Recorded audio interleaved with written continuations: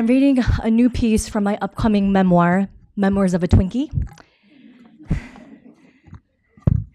The name of the chapter is called Half Hug Heather. After we navigated the endless rows of beach umbrellas and tents for an empty area, I watched Lawrence sprawl out his 6'1" frame on an oversized beach towel on the white sand, hike his Hawaiian print swim trunks in the form of a diaper, and cover his face with a fisherman's hat. He declined my bottle of sunscreen, cocked his head to the right, and closed his eyes.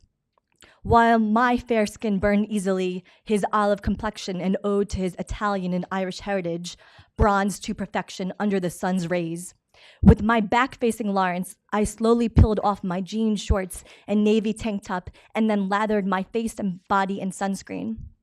Although Lawrence saw me naked, wrapped under his gray satin sheets in his dimly lit bedroom, wearing a bikini next to him in broad daylight horrified me.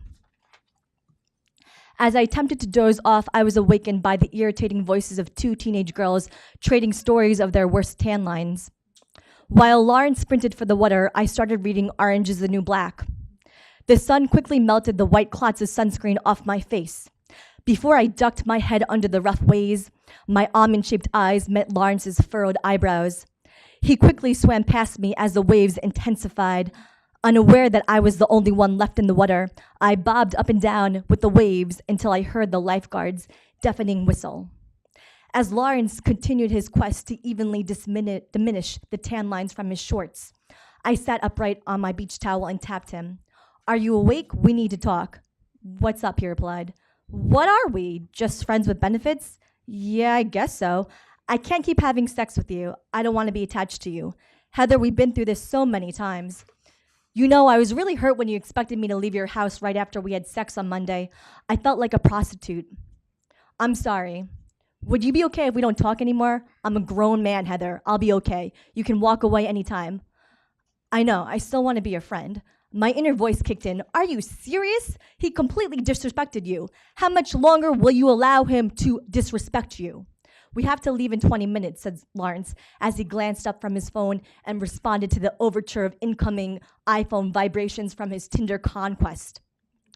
During the 20-minute drive back home, I continued to probe Lawrence about his online hookup obsession. "So you're basically on Tinder to find different women to have sex with?" "Yes," replied Lawrence with no shame attached to his words. "Are you a sex addict?" "No, but I have a weird relationship with sex. I think you tie your self-worth through sex," I responded, remembering Lawrence's own description of himself as a vibrator with a personality. I wouldn't disagree with that. My compassion turned into rage with each incoming text from Lawrence's bitches. I glanced at his cell phone in the empty slot underneath his car radio and tried to decipher the names of his mysterious text buddies. After he pulled his black Hyundai into my apartment complex parking lot, he removed my beach chair from his trunk. Understanding of our newfound friend-only status, he wrapped his chiseled arms around me. My body showed no resistance as he transferred the pain from a former lover into my heart chakra. As he hopped into the driver's seat, I peered my head through his window and asked, "When will I see you again?" "I'm not sure. I'll talk to you soon." Understanding Lawrence's inevitable exit from my life, I turned my focus on a new man from the Tinder sphere. We spontaneously made tentative plans to meet up that night until Justin sent me a selfie of hair dye stains on his face. The next morning, I met my close friend at my favorite brunch spot. While Charisse was understanding and honest, she never cast judgment on me. As she looked up from her omelet, she asked, "Does he make you happy?" I quickly responded, "No." Besides the temporary euphoria released during our carnal escapades, I couldn't deny the emotional void between us, although I secretly hoped the sex would make him fall in love with me. During one of our many closure discussions, he dismantled my illogical hidden agenda. "That's not going to happen. I'm attached to you by my penis and my mind, but not my heart." He pointed to each area. I desperately analyzed the similarities between us as sound evidence of our destiny to be together. His baby mama is a Korean adoptee like myself. The last woman he loved shares my same name. His middle name is my ex-boyfriend's first name. Multiple sclerosis claimed my mother's life. His cousin was recently diagnosed with MS. He's a policeman like my father. Before I shifted my car into drive, I noticed the dumpster through my car windshield. In exquisite cursive penmanship, I reread his personalized message in the journal he gave me for my 31st birthday. Because written words sometimes means more when it's tangible, brought into life with pen and paper. But sometimes it's those thoughts and feelings that should be guarded most of all and cherished only by a select few. His post-sex behavior and closed-off mannerism at the beach negated the thoughtful present. I tossed the journal into the dumpster. After realizing that Lawrence was a reflection of myself, my fingers raced across my iPhone touchscreen as I composed my final text to him.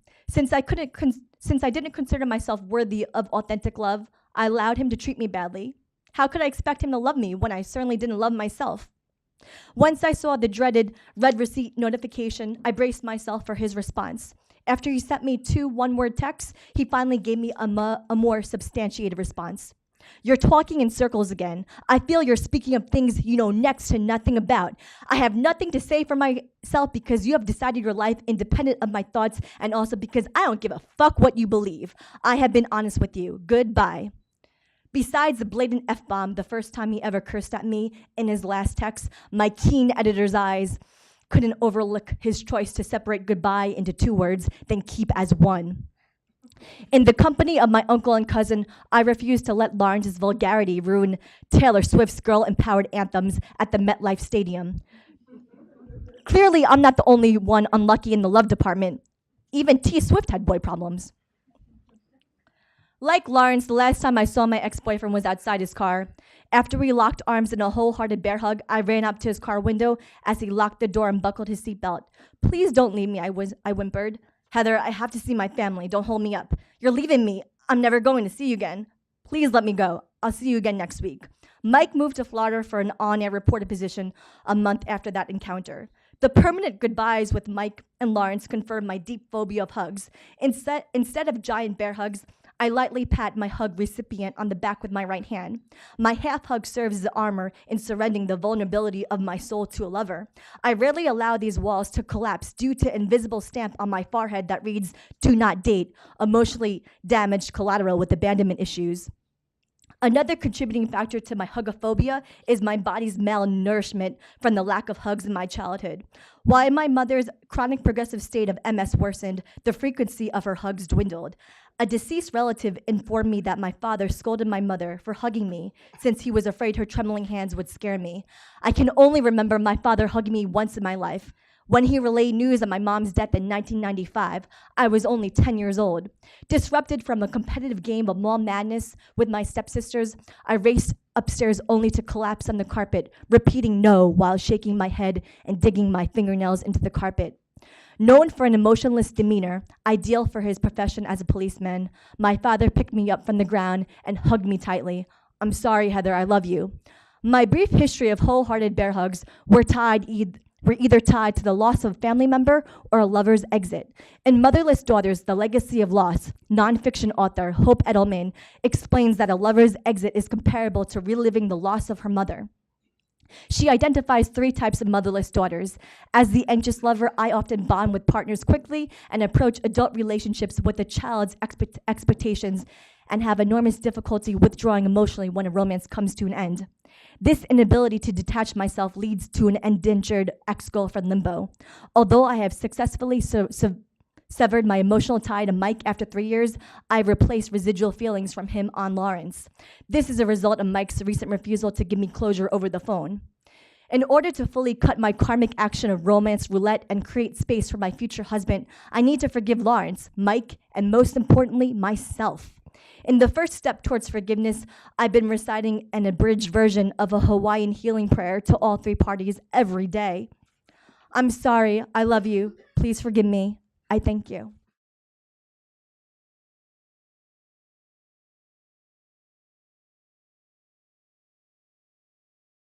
My first relationship at a high school was with a gentleman who is half black, half Puerto Rican. Everyone that knows me, my high school crew, Cherise, Dawn, Laura, these ladies, beautiful ladies in the front, they all know that, definitely growing up in a white household, I definitely felt like an outsider. So I really immersed myself in hip hop culture. And yes, I did want to be black in high school. Everybody knows that. So it was fitting that my first boyfriend was half black, half Puerto Rican. But the reason why I want to shed light on my abusive relationship is because I want to inspire others who are in that situation and haven't been able to get out because of my family, my friends, and just being able to come to terms and like just be self-aware. I was able to get out when I was 21. I was in an abusive relationship for 3 years. But there's so many women who are stuck in that, and I was lucky not to have a kid with my first boyfriend. But there's so many women who are tied and have that bond through a kid. So I'm hoping to shed light and just inspire by going to that really dark part of my life.